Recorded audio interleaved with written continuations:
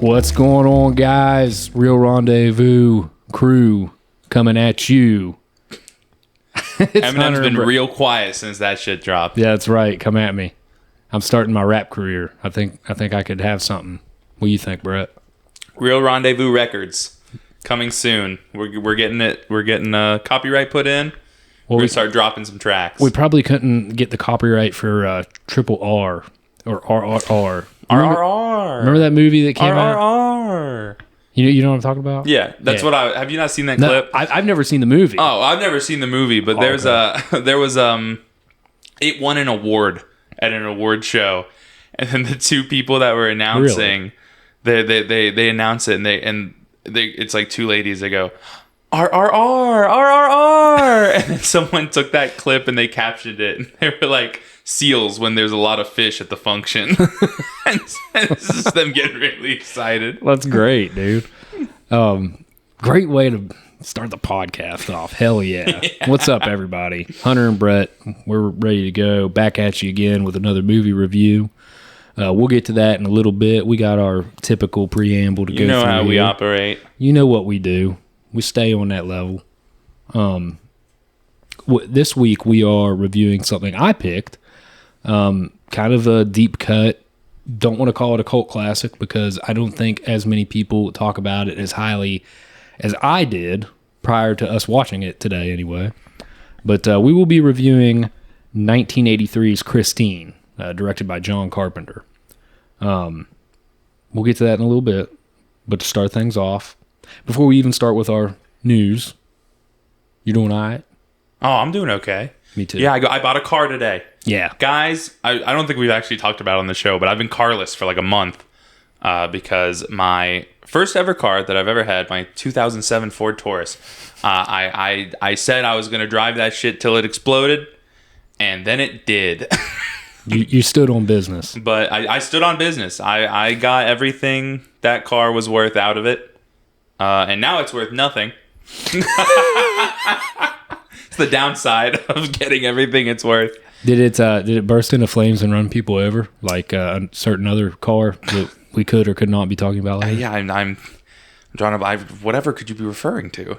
But no, it didn't do that. It shot all of the oil that was in the car out the exhaust. Yep, that means it's fucked. Yeah. So. Done for. There is no bringing her back this time. But you got a new whip. But I got a new whip. I don't have it yet, but I paid for it, and I'll have it on like Monday. Very exciting news, Brett. I'm so happy for you. You can get back out on the road and continue your drag racing career. Yeah. I'll be right there rooting you on. It'll be like Speed Racer. I'll be like the dad. And eventually, if we race long enough, we'll end up in space. Yeah. I mean, is that a Speed Racer pun? No, that was a Fast and Furious joke. Ah, okay, yes. On your 10th race, we'll be in space. Yeah. To kick things off here with our news, we don't have as much news stuff to light news week. That's okay because both me and Brett are tired. Mm-hmm. So that works better for our schedule. So hopefully it works out for your guys'. Yeah. This is the earliest we've ever recorded one of these, and we are somehow more exhausted now than we have ever been. Yeah, it's crazy. For a little peek behind the curtain, like 90% of the episodes we record are at like 2 a.m. Yeah. We always like watch a movie, and I know that not a lot of people do this. I listen to a lot of movie review podcasts, and obviously they're from different parts of the country recording together, so they don't watch them. But me and Brett almost always watch the movie together, mm-hmm. and I think that enhances the experience anyway. But what usually ends up happening, though, because we both work rotating schedules and shit, and we'll just end up getting together late in the evening, like post 9 p.m. Mm-hmm. to watch the movie, and then, typical bullshitting and stuff. And then we don't review the thing till, like Brett said, 2 a.m. Yeah. So we are recording at like 7 p.m. Eastern time, 7:15. And this is early for us. So kudos to us. Yep. And then as soon as we're done, we're both going home and going to sleep. Yeah. We are lazy pieces of shit. Brett, the first bit of news we got. This is hot off the presses. Flashing across the boards here. Silver Surfer news. Yes. You want to dive into that? Yeah, we'll dive into that. So, as we've touched on throughout multiple episodes of the show, the MCU Fantastic Four movie has been just a hot commodity in the rumor mill and the news circuit. And today, at the time of recording this, we got a brand new, hot off the presses. We're bringing it to you first. Not actually, because you're going to listen to this 2 days after we've recorded it. But for us, it's hot off the presses. I was actually looking into it a little bit more. This rumor skipped me over, but we've actually known that the Silver Surfer was going to be a girl. That's the spoiler alert. For like a while now. That was like one of the big rumors that was coming out when a lot of the plot stuff was first, leaking out into the open. Okay. So that one skipped me by. I didn't remember hearing about that until now. So this was new to me. But Julia Gardner? Yeah, I think that's what you said. Yeah, Julia Gardner has been officially cast as the Silver Surfer for the MCU's Fantastic Four movie. I don't know a ton about her. I was looking into some of the stuff that she's done. The only thing that I've ever even heard of that she's been in is Perks of Being a Wallflower, but that is not a movie I've seen. Yeah, I haven't seen that either. I remember when it came out many moons ago and was highly praised, held in high regard. That's one of Ezra Miller's first things. Right. It had Ezra Miller. It had Logan Lerman. Yes. It also had, I want to say, no, not Bradley Cooper. That was Silver Linings Playbook. But yeah, it had a pretty big cast back in the day. Yeah, so Julia Garner. Julia Gardner. No, Garner. Garner. No D. No D. Not a gardener, no plant stuff. Garner. She does not have a green thumb. Okay. So she was on the TV series Ozark. I know that shit's really popular. I know a lot of people watch that. She was also in the Sin City sequel, A Dame to Kill For. I never watched it, which is crazy because I love the first Sin City movie. Have you ever seen it? No. You would dig it. Super stylish. It's got 3 directors.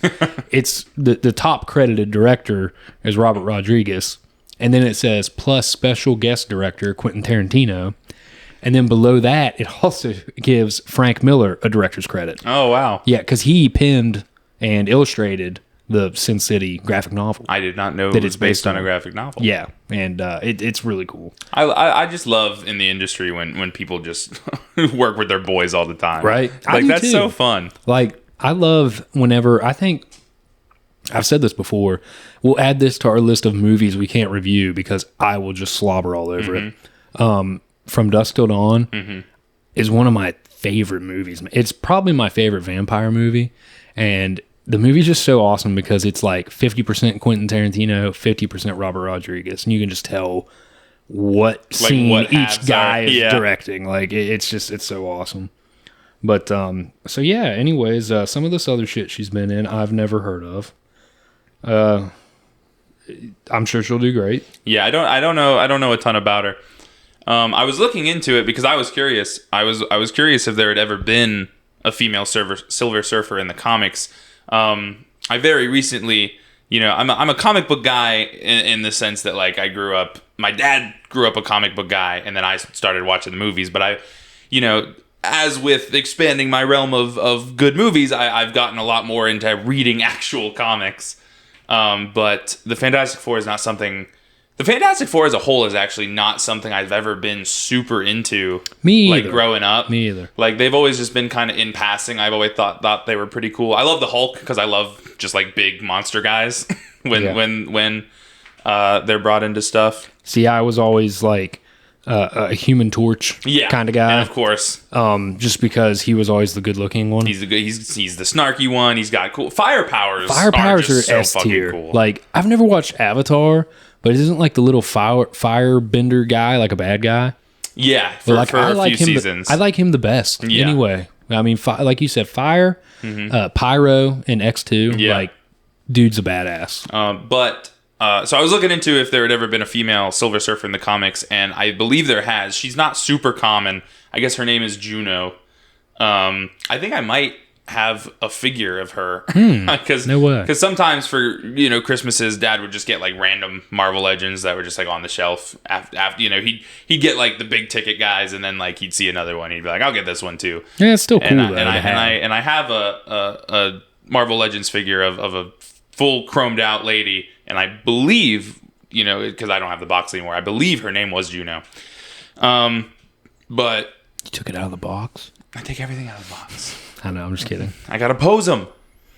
Maybe that makes me a poser in both senses of the word. A poser figurine enthusiast. Yes. Nah, yes. You're not, because I know you do have a Hot Toys collectible, and you posed the fuck out of it. I did. So, those have to be, though. They gotta. That's what it's there for. Listen, this is a call out post. All right. Don't spend $300. Although I engaged the rant. Fucking action figure. If you're gonna keep that shit in the box, you look dumb. You look dumb. I have only opened like one of my action figures over there, but anyways, Hunter's a box keeper. I am. I'm like that. Dad tries to be, but I won't stand for it. Your dad's like in bed, and you like sneak in his room and open his figures and pose them. But yeah, I don't have a ton to say about that, but it was news, so it had to be covered. But cool. Julia Gardner, Silver Surfer. I saw a funny post that said, keep her and like her figure and her likeness, but keep Lawrence Fishburne's voice coming out of her. That would be awesome. I love Lawrence Fishburne. That's why I brought up The Matrix earlier, because he's so awesome in that.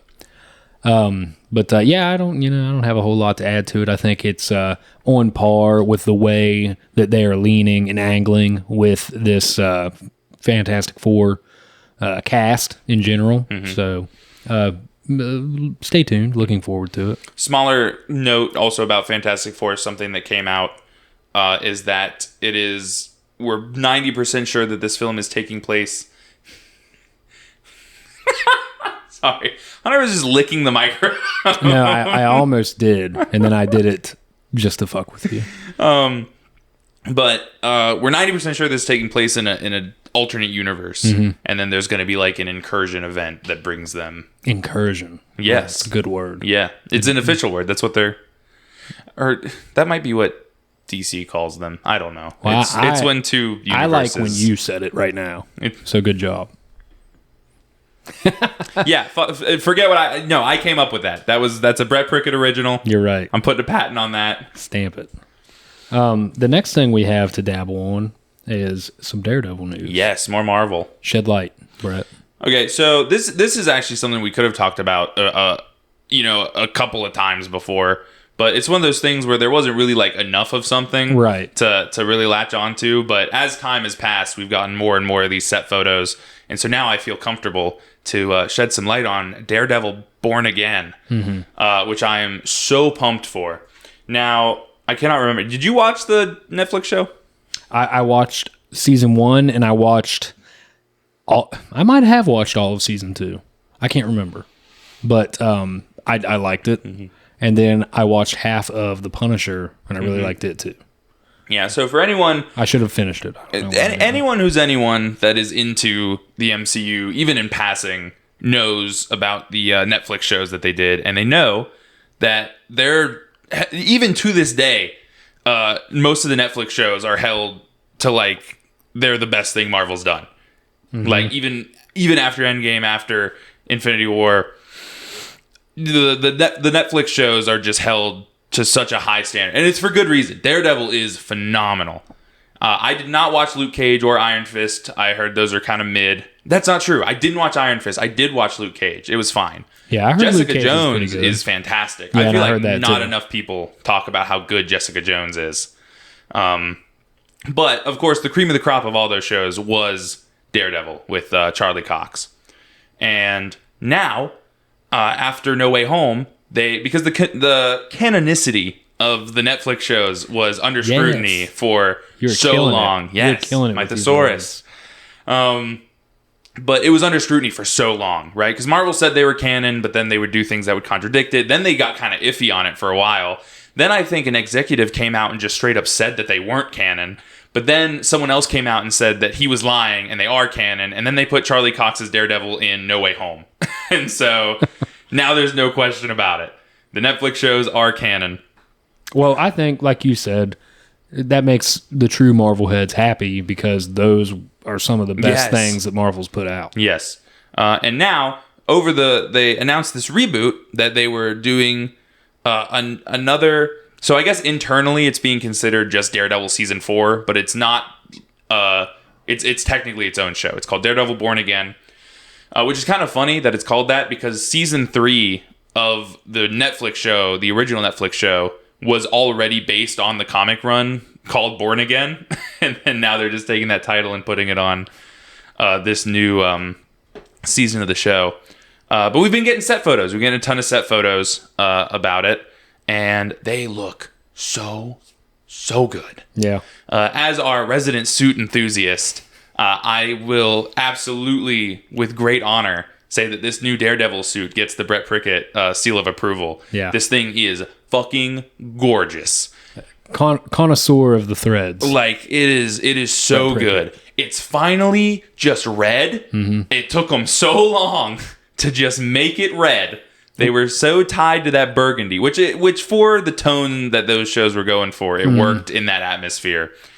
I feel like a long time ago you quoted and said that why is it so difficult for these big movie studios to realize that comic book authenticity and accuracy is like 99% of the time fine with the fans. Yes, like no one has ever literally just make it look like what it looked like in the comic. Like when they do the dark and gritty suits, they get pretty much nothing but like backlash for it, and they just keep doing it. And then when they do the colorful like comic accurate suits, people love it. And they're just like, it's just not clicking with them for some reason. Mm-hmm. And now it finally is starting to seem like it's clicking with them. I think phase 4 are we in 5? Is it 4 or 5? I think it's 5. I think whatever this phase is that started with Miss Marvel, She-Hulk, Moon Knight, all that stuff, they're finally getting into that groove of just making shit look like it does in the comics. Yeah. And it's great. It's great every time. Miss Marvel's suit, fantastic. Moon Knight looks great. And then now with this new Daredevil suit, it's just so good. The only thing it is missing is they are still scared of the logo. They will not give him the D's. Cowards. They are. But you know what? Baby steps. They're getting there. Why don't they want to put double D's on his chest? I don't know. Well, Charlie Cox is already rocking them. Yeah. All right, so maybe he doesn't need them pointed out. He's tough. He's tough. I want to elaborate just a little bit on something you said there about how you just because a set photo leaked doesn't really mean we need to talk about it. You know, mm-hmm. You waited till we gained multiple said photos. Yes. And something we talked about already, I think the last podcast, maybe the one previously, I think it was the last podcast about the Beetlejuice photos that were released. We probably could have held off on that because we did get a trailer a little bit later. Just to touch base on that trailer real quick. It was a teaser trailer. It was a minute long, and you know, it teased. It showed you pretty much everything that was in the first movie. Just new. Yeah, but now they're all old. Yeah, and that was pretty much. And Jenna Ortega is there now. Yeah. Yeah, Jenna Ortega is a good addition. Oh no, I think Jenna Ortega fits in that world perfectly. Jenna Ortega and Mia Goth are the two new Scream Queens. Mm-hmm. They are this generation's Scream Queens. So I think if they really give her character the reins, I think the movie will succeed a lot. Yeah, so we'll stay tuned on that. Mm-hmm. But the trailer just didn't really have a lot of anything. Yeah, it's. Because like it's one of those things where it's like what studios consider a teaser trailer is so hit or miss now. Yeah. Right? Some studios will put out a teaser trailer and they'll title it teaser trailer and it's just a trailer. Mm-hmm. Right? And then, you know, they'll do teaser trailers that are exactly that. But because we've gotten so many teaser trailers from studios that are like still pretty substantial, when we get what is like actually by definition a teaser trailer, I don't like them as much.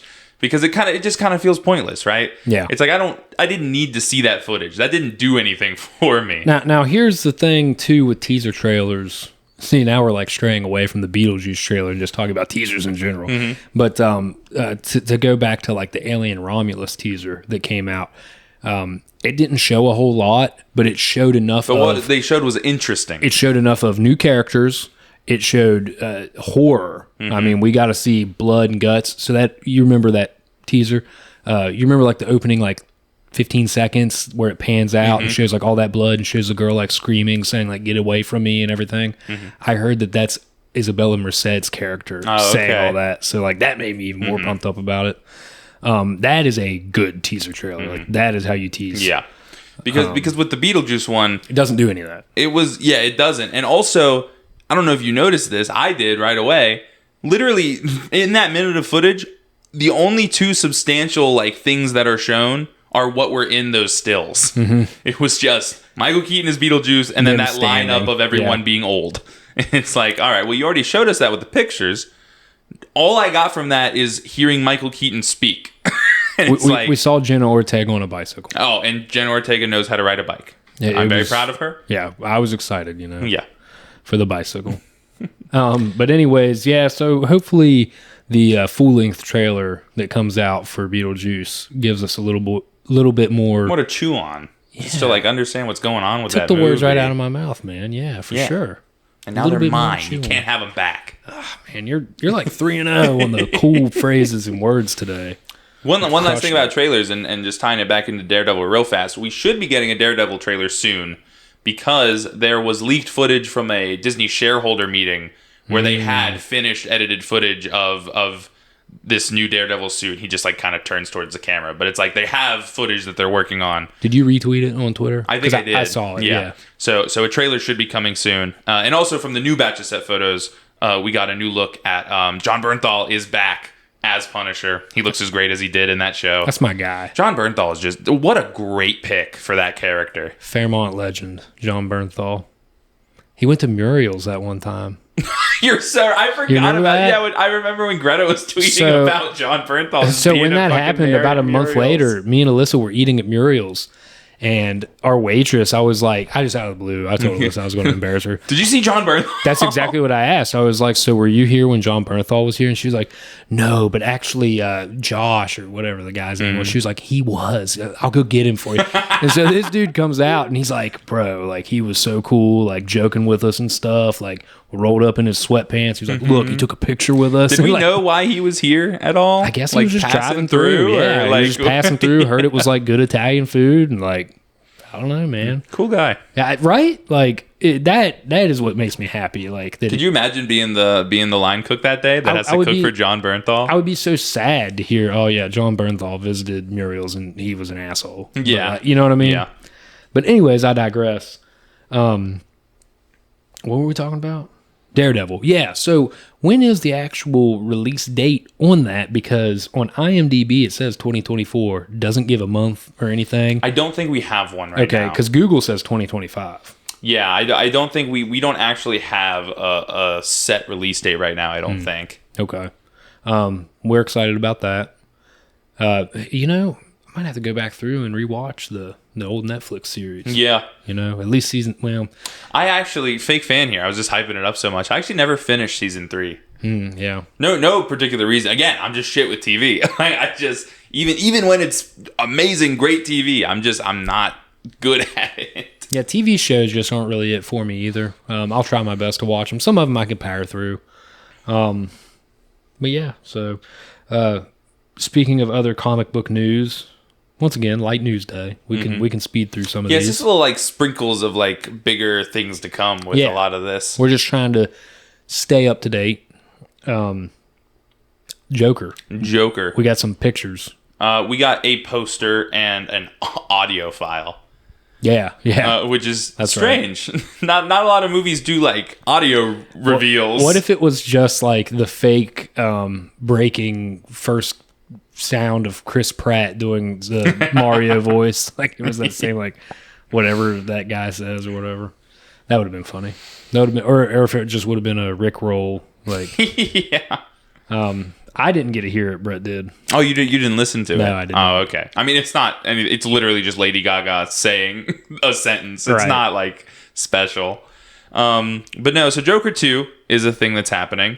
To much of my chagrin. The original Joker is like that movie was just such a like weird thing that happened, right? DC just like locked in for a year and was like, hey, you want to see something really fucking good? It was insanely good. It's one of those like movies that I would suggest to everyone, but I don't really have any desire to watch it again. It's hard to sit down and rewatch. It depressed me. It made me feel sorry for the Joker. Yeah. It's such a visceral movie, dude. Like I use this anecdote all the time when I talk about Joker to people. Violence in movies does nothing to me. It never has. I am very good at discerning fake from real, right? I was playing Mortal Kombat 9 when I was like 10. I know where you're going with this. We're chilling. Yeah, because I'm pretty sure I've told you this before. Yeah, you've talked about it on the pod, I think. Have I really? Many moons ago, But no, well, like, violence just does not get to me at all. No matter how gruesome or visceral it is, it really doesn't affect me that much. The scene in Joker where he's in the apartment fucking with those guys, and he slams that one dude's head in the door. You don't even see the guy's head getting slammed. You just see the blood splatting up. It's off screen. That entire sequence made me nauseous. Yeah. Which is not something I have ever experienced in a movie before.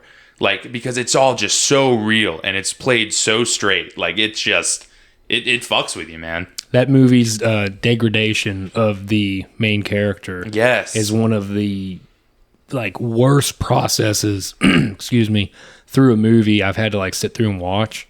And I can remember leaving the theater telling Alyssa, I was like, that was really good, but it was really sad. And Alyssa was like, ugh, it just made me sick. Yeah.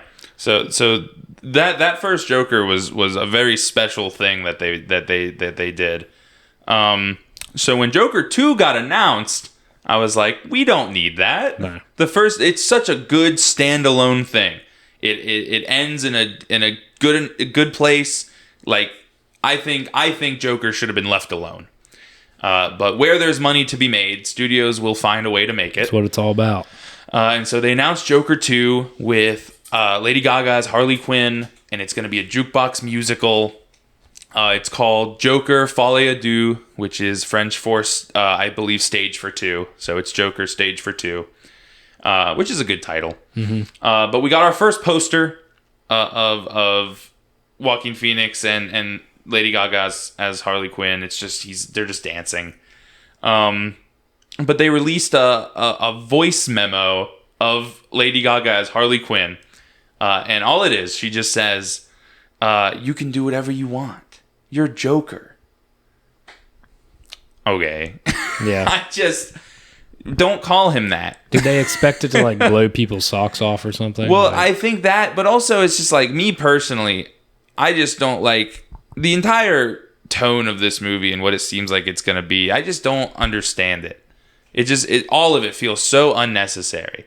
And like explicitly calling him Joker and like, you're the Joker, that's you. Like, that's not what the movie was about. That's not like... Would you have preferred if she called him Mr. J? No, I would not have. There's a lot of people on Twitter really fucking mad that she didn't. Oh, really? Yeah, they're like, where's the accent? What, like... Like, no, man. No, that would be even worse than how I already feel about it. See, I think that this movie, if anything, even if it's not good, it is trying to keep people paying attention. Because, like you said, it's a musical. That's kind of wild. That is. And, like, I thought it would be kind of up your creek. And, you know, I don't really care for musicals, but it does kind of pique my interest. If it weren't a sequel to Joker, right. I think I might be more... If it was like its own thing, yeah, I don't think I'd have as big of an issue with it. And maybe, I always say on here, I'm very willing to be proven wrong. I just don't feel very good about it. Mm-hmm. Yeah, you wouldn't put stock in that. Yeah, now like calling him the Joker, like it feels like they're like romanticizing it. And the entire point of the first movie was that this was a bad thing that happened. Becoming the Joker was like this broken man's last resort in his life, and it is sad to see him cross that line. But now it's like, you can do whatever you want. You're the Joker. Like, fuck off, man. Like, no, he's not. I don't want him to be the Joker. Like, I know that the character does take on that persona and ascend the crime world, obviously. But with the vibe that first Joker movie went for and executed, it doesn't really go with the rest of the DC with the rest of what the Joker is. And it's also interesting because, again, like the way that first Joker movie ends, it's almost got like an American Psycho vibe where it's like, well, how much of that happened the way he thinks it did? Yeah. But now we've just got Harley Quinn calling him the Joker, and it's just like I don't know. But maybe I'm wrong. Maybe I gotta wait and see it. I gotta see exactly what it is they're doing and what they're going for. But just from the very beginning, just the concept of Joker 2 never sat right with me. So, and just the more that comes out about it, it's like, what exactly are we doing here? Well, we will find out October yep. of 2024. So, everybody strap in for that one. Brett, I think that almost concludes all of our preamble here. The last thing we have to talk about, probably the most exciting thing we have to talk about, is the newest Boy Meets World trailer. It just came out a couple days ago. It's a pretty long trailer. I think it's like 2.5 minutes long.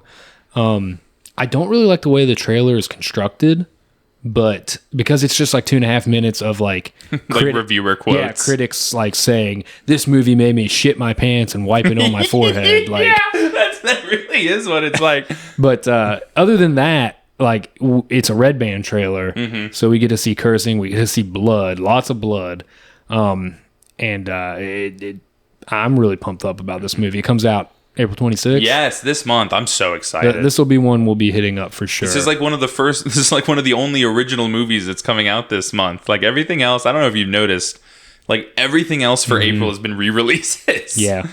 Shrek 2, all the Spider-Mans, Phantom Menace. Yeah. I think there was another one they just announced the other day. I don't remember exactly what it was though. Also, you were on a roll, so I didn't want to stop you. You said Boy Meets World again. Did I really? You did. Damn. Okay, so is that Frankie Muniz in them? Yeah, dude. He is killing everybody. Crazy departure from the original, but you know what? I'm cautiously optimistic. So Boy Kills World is what the actual fucking title is. I keep calling it Boy Meets World. Yeah. And I never watched that show ever. I've never seen it. I watched Chloe got into the sequel series they did, the Girl Meets World, where it's like all their kids. Mm-hmm. That's cool. Yeah. So this movie will definitely be hitting up, and to like just perk us up even more on it. I don't think I know I didn't know this. I don't think you knew this going into watching this trailer. Sam Raimi and Roy Lee are producers on this.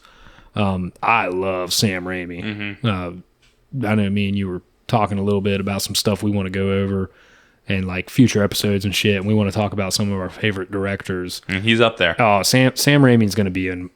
Spoiler alert! He's going to be in on my list. I love Sam Raimi. I love his schlockiness, his over the top antics, penchant for violence. I love it. So yeah, Boy Kills World, April 26th. We'll be seated. Yeah, it looks great. Like I told you, I'm just so glad Bill Skarsgård is out of horror jail now. Yeah, he's like he did the It's, he did Barbarian, he did Devil All the Time. I'm just so glad he's moved out of being typecast as a gross weirdo. Are you calling Devil All the Time a horror movie? No, but I just like it's like a thriller. It's got he's plays this sort of gross, grimy, the same type of like uneasy. You don't like being around him that much. The first introduction I got to Bill Skarsgård was like 11, 12 years ago, a Netflix series called Hemlock Grove, and it was about vampires and werewolves.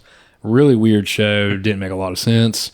He was like one of the main characters. He was a vampire in that, and I can remember thinking to myself, like, that guy's like gonna get famous because he is hands down the best thing in this show. Sure enough, he did. So yeah. My first Bill Skarsgård experience is probably everyone else's first Bill Skarsgård experience, which is the It movies. Yeah, Pennywise. Yeah. He crushed it, man. Oh, I mean... He crushed it as Pennywise. Yeah, it's crazy that he can just do that with his mouth. Yeah. He's creepy.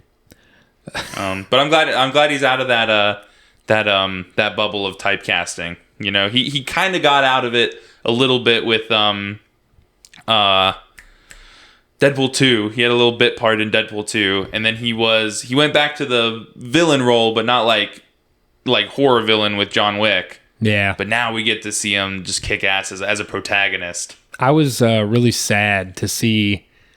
It's fun. It's a funny bit, but one of my like biggest disappointments in Deadpool 2, is the entire like shellacking of the X-Force. Yeah.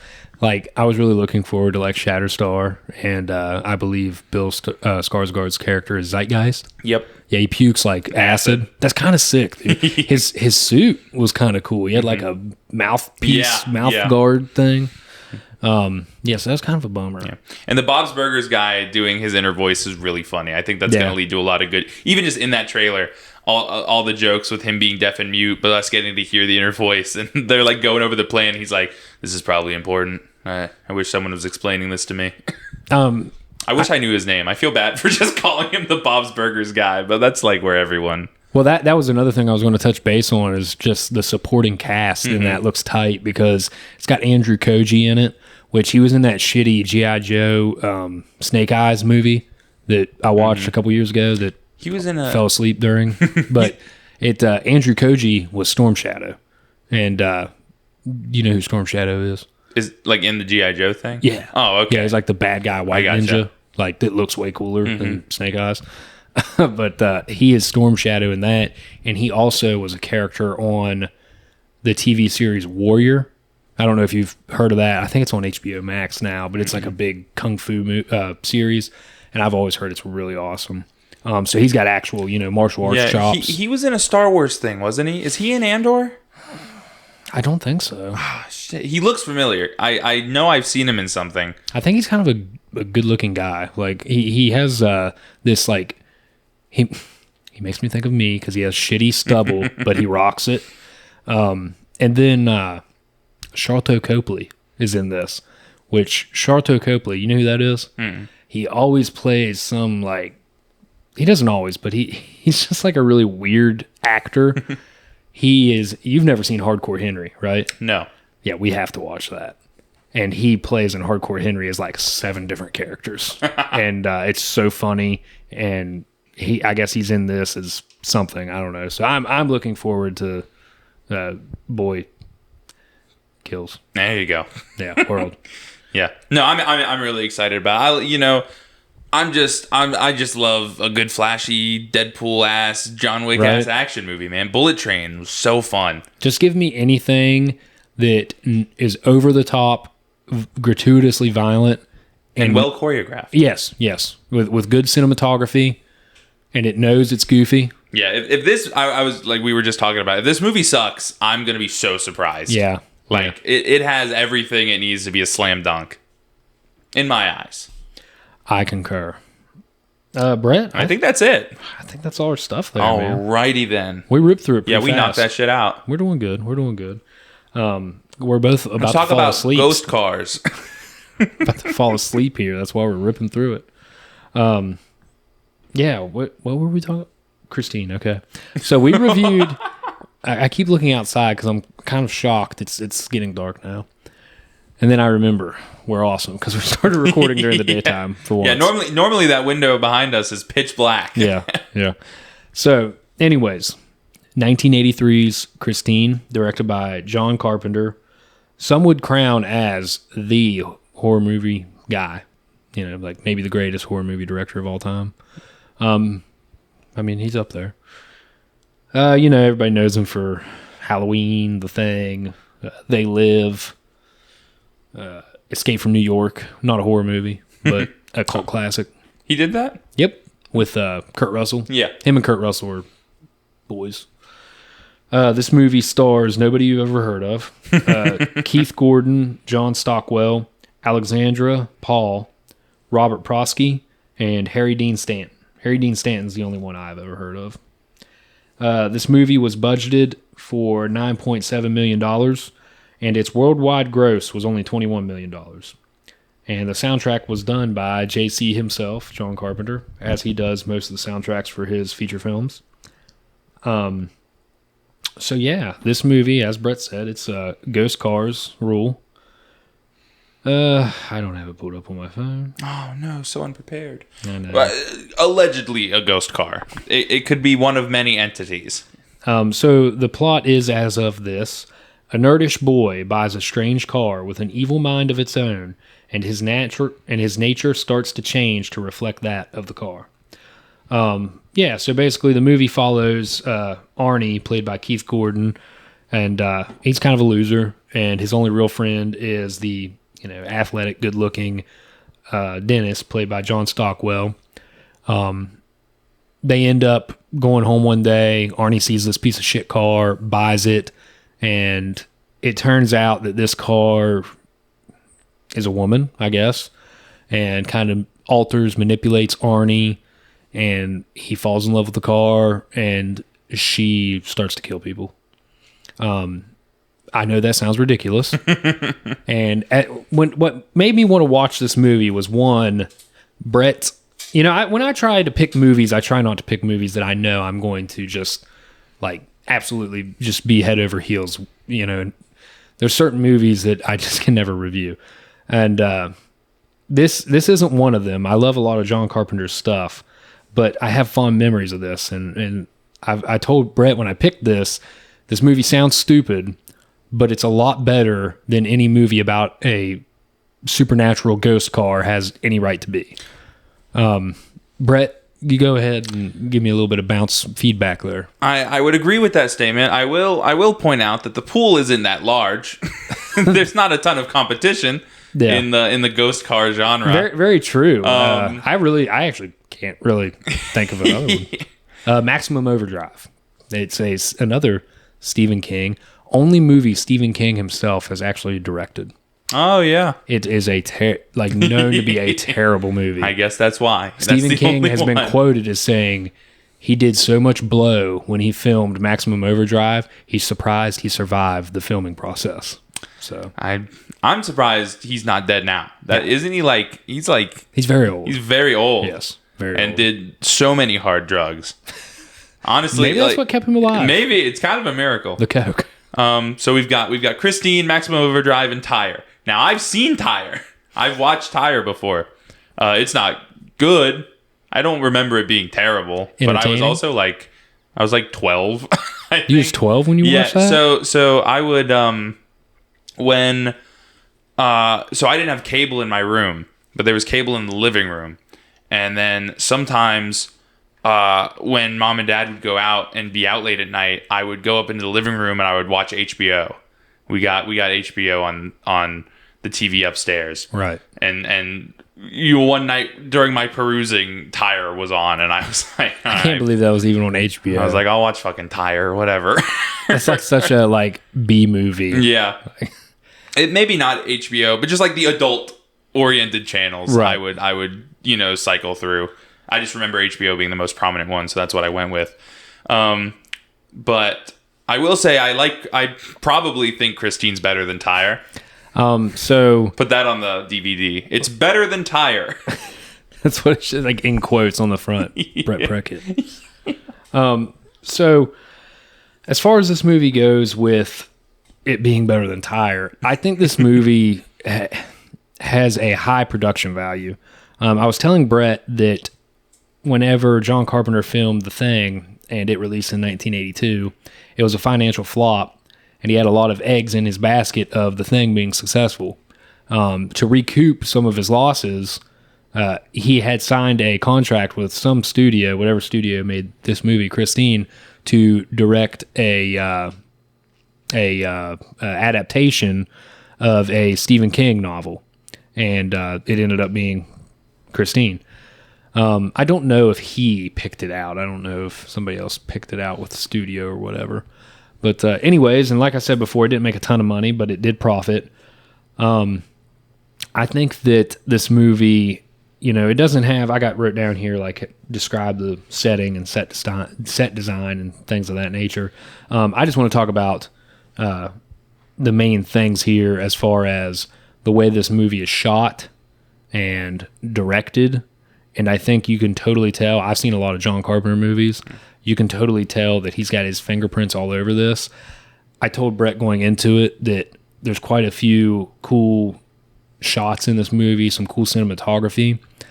And there's a couple sequences in this movie where the titular character, Christine, goes crazy and kills some people. and I think it looks great. Yeah. And it's all practical. Every time the car is like destroyed or smashed or caught on fire, she can always rebuild herself and bring it back, and that looks so cool. One of my favorite scenes, I'm just jumping, I'm not even like going down my list of things here because there's just some things that I don't need to describe. I think there's a one scene in particular that I think is really like kind of intense, and it didn't even have to do with the car like driving anywhere when they were in the drive-in theater. I love that scene. I think it's creepy. Like the girl that is Arnold's love interest is eating a cheeseburger in the car, and she starts choking on it, and Christine plays this music that's like really creepy.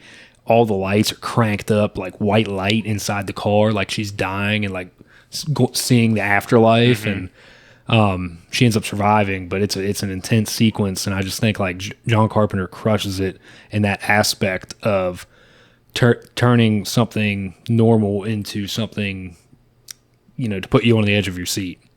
Brett, do you have anything else to say there? I do. I'll jump in here. I basically just talked about everything. One big sentence. There were some commas in there. The only other John Carpenter movie I've seen is The Thing, and I think it's phenomenal. I think I was very surprised when Hunter was telling me that it flopped. Yeah, the Thing is definitely better than Christine, for sure. By a long shot. Right. But because when I first watched The Thing, I watched it with Hunter. We just watched it to watch it. And I was really surprised by it because I was like, well, everyone always hypes it up, but I've seen movies like that before that didn't really do it for me, but it really did. And one of the things that The Thing is praised for so often is those practical effects. And like Hunter was just saying, those are full force in Christine, and like especially for 1983, they look fantastic. That first scene where we get to see in full Christine rebuilding herself is done so well. Yeah, it is gorgeous, and it just looks so real. Like I'm like, yeah, that car's rebuilding itself. Like that's what I'm watching happen right now. They just filmed that shit. I think the acting isn't like super great or anything to write home about in this movie, but I do think that Keith Gordon in that scene kind of like comes off pretty cool. I do think that is one of his best scenes. Yeah. Okay. Show me. Yeah, it's kind of badass, man. And then the way Carpenter cues up his synth soundtrack with the rebuild sequence. So basically the car is all like fucked up and dented in, and all the windows are shattered and it's like destroyed. And when he tells Christine to show him, the badass soundtrack kicks in, and the whole scene. So basically it is shot in reverse. I was telling Brett, like they have hydraulic arms and stuff that destroyed this car from the inside, and they just run it in reverse to make it look like it's pushing it all back out. And it really is seamless. Like it looks great. Another practical effect I thought was so awesome, and I know you're probably going to agree with me, is the gas station scene when they blow that motherfucker up. Dude, right? you set a vehicle on fire and then drive it. The entire place is literally blows up and is on fire. And then they really have some guy in a car that is completely engulfed in flames. It is the most on fire I think a car can be without exploding. It doesn't even look like a car. Like it looks like a rolling fireball. Like it looks awesome. I totally agree with you on the practical effects. I think that and the cinematography are the two biggest things, and I love the soundtrack. Yeah. On the aspect of the cinematography, there were only really two shots that really stood out to me, and one of them didn't even really stand out to me in a good way because it was like I was like sad that it didn't go where I thought it was going to go. The one like really good shot where I was like, damn, that's a nice shot. It's kind of like not even like I can't even like describe to you where it's at in the movie because it's not like a huge moment. But it's just a shot in the garage where we're just facing head on of Christine, and Arnie's just beside her talking about something. It's just like a really clean shot. Like she's nicely centered. The space, negative space on either side is well distributed with stuff in the foreground and the background.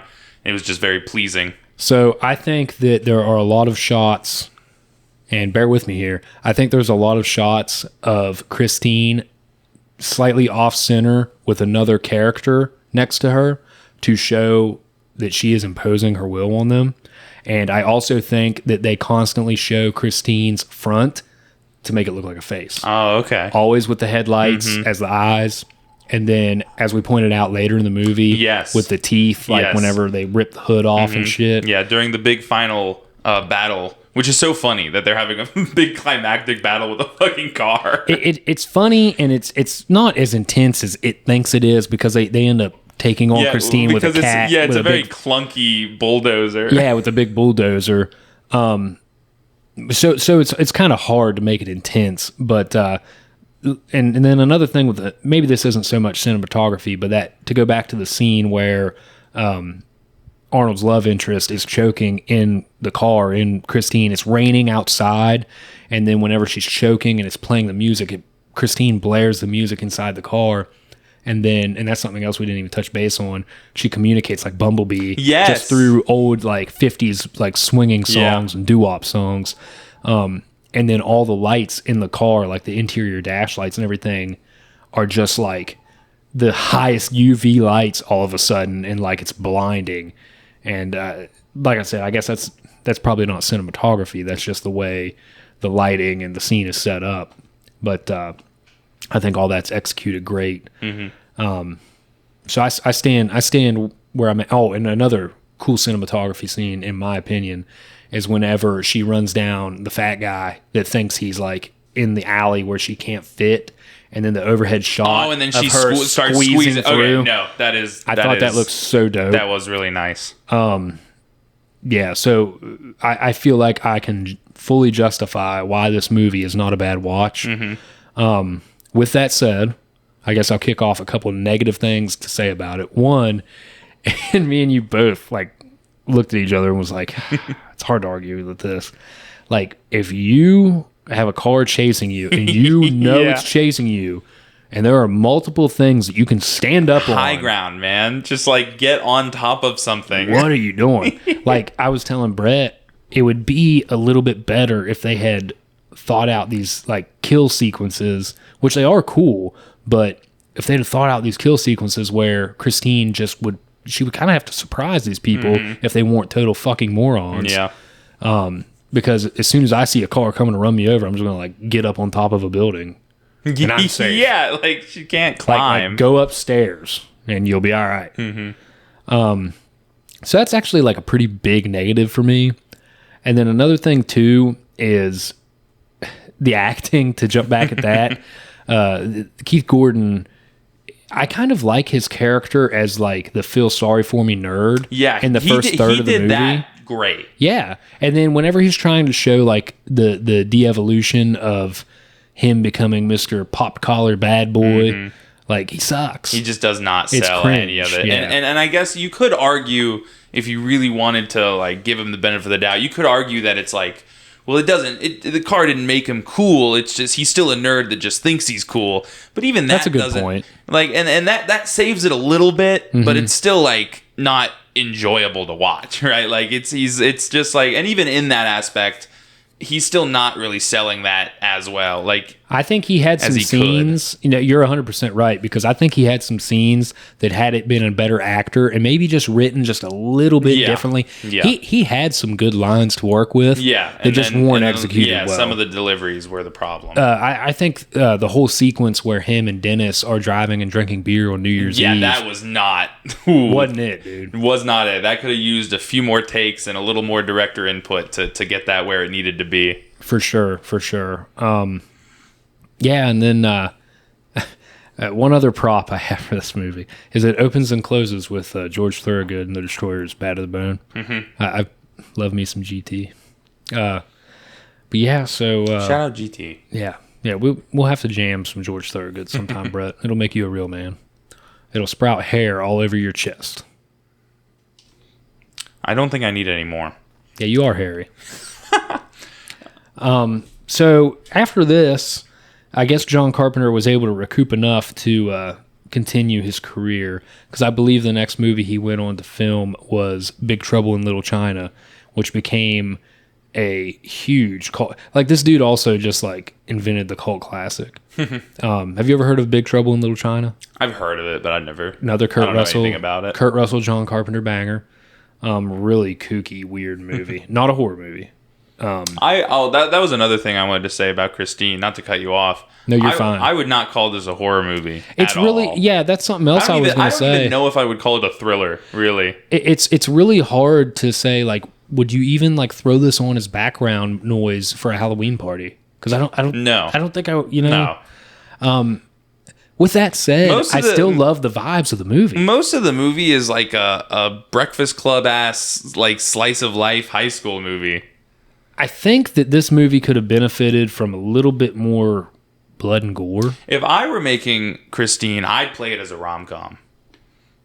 Well, that's the angle I would take. What you said when we were watching it, 100%. Like, this should be on the list of movies that could definitely use a remake. Yeah, with a little bit more vision behind them. Because that's another thing we like to talk about identity a lot on the show, and I don't know if Christine really has that strong of one. No, I agree. I think that there's some sequences in it that you can tell is executed by some people that know what they're doing with John Carpenter. But with that said, it doesn't scare. It doesn't make you laugh. Yeah, it's like it doesn't really know exactly what it wants to be and how it wants to do it throughout the whole film. It doesn't know what the end game is, really. Yeah. I think some of that, too, fun fact, is due to the fact that they started filming for this movie before the book was done? Yes. Okay. Did you read that, too? No, I did not, but that's just a thing that happens a lot. So when you started that sentence, I was like, I think I know where this is going. Stephen King, which obviously, he was just like so popular in the early 80s that studios were like clamoring for adaptation rights to any of his books. But yeah, so Christine, I just felt like it was a deep cut from my nostalgia bank in the back of my mind that I wanted to go back and rewatch. I'm glad we did. I'm glad I rewatched. You watched on the first viewing. I'm gonna let you go ahead and go first with your rating if you're ready for it. I'm gonna throw a few more things in here real quick before I completely wrap up. But I just wanted to say another big positive that I didn't really know where else to fit is that I do love that Christine feels like a character, right? Like, you pretty much immediately get fully locked on that this car is alive and it wants to kill people. It has she has a personality. She's got motives. Like, you really like. I was locked in pretty quick that like I was sold on the idea that this car was a sentient being, and I think they play a lot of that really well. And that just goes again with the use of the radio and how good the effects are on her, moving on her own and repairing herself. And then the other shot I wanted to talk about that like edged me was one of the opening shots where this is just jumping back to the cinematography real fast because I didn't know where to fit it back in. But in the opening, we're on the assembly line. We're watching Christine get built and her first kill. Which, by the way, I just want to talk about that. How did that guy fucking die? What did she do to him? Like, I don't know. Like, we know why she killed him because he got soot on like her pristine. But then like he was ashing his stove on her seats. Yeah, but like what did he? How did she kill him? I don't know. But they do a shot where they get so close to this perfect, beautiful. I'm a big center frame guy. I love center frame in movies. I'm gonna burp. Yeah. Okay. Well, that's fine. You're a big center frame guy. We need to watch some Wes Anderson films. Yes. Wes Anderson, king of the center frame, gorgeous every time. But they get it's this panning shot, and it's like it's about to pan into this gorgeous center frame where all the cars on the assembly line are lined up perfectly, and like the sides of each of them are symmetrical. And then right before like that shot's about to hit, they whip to the left, and they just completely ignore that scenery there. And it's like you panned over too quick. Just let it linger on this site for just a moment more. I was. So that's a total fucking nitpick, but I was really upset about it. Yeah, well, like I said, I think I agree with you. That was a missed opportunity, especially with that assembly line factory. Yeah, that set was like so cool. Looked good, it looked great. They had like the sepia on it, you know. I still stand firm though with like the other shots of Christine, especially like full on front, like up front of her. Yeah. But anyways, go ahead with your other closing thoughts. But yeah, so this is one of those movies where it's like there's just not much I have to say about it. Like, I enjoyed watching it. Mm-hmm. I'd watch it again. I would, if there was a reason to be like, I'm gonna watch Christine, I'd watch it again. Nothing about it is egregiously bad or like overwhelmingly good. One thing I have to add to what you're saying right there. This movie could have benefited tremendously from cutting about 15 to 20 minutes out of it. Yeah, it's only 2 hours long, but it felt it wasn't way even longer. 2 hours. It wasn't even 2 hours. It was like an hour and like 50 minutes. Yeah, not even the full 2 hours, and it definitely feels like it drags in some places. Yes.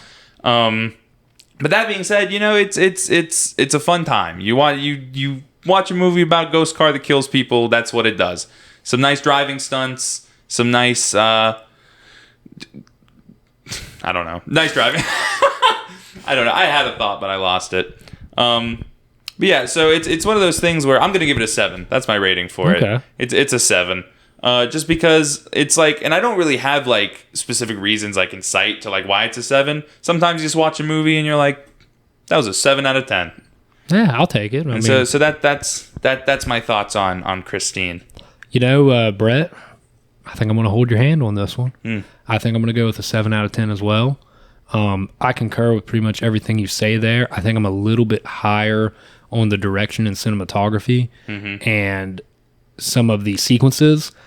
You hit the nail on the head, though, with this. Could totally use a remake. It definitely could. The only thing that would piss me off if they remade this would be they would, take the cheap route and use so much CGI. Yeah. And I think that's one of the great things about this movie is even though it only has like 2 or 3 action sequences, all the practical effects are so sick. Pretty much all 7 of the points out of 10 are just because of how good the Christine is, right? Yeah. And in a movie called Christine, if you're going to nail anything, that's the thing to nail. And I think they did. I think they did that concept and like the character of Christine as well as they possibly could have for the time and for what they had. If they ever come out with a new Twisted Metal game, Christine should be a unlockable content.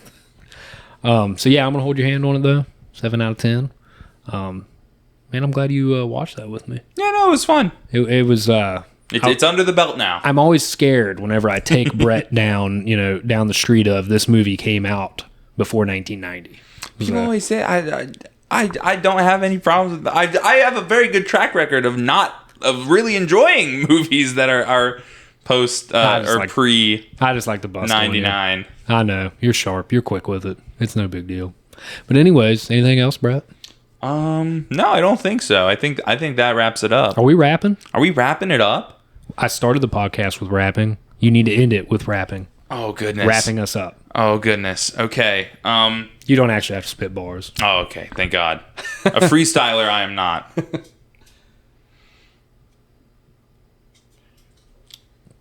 Yeah. What was that? The stuff, the stats that you always do to close this out. No, I know.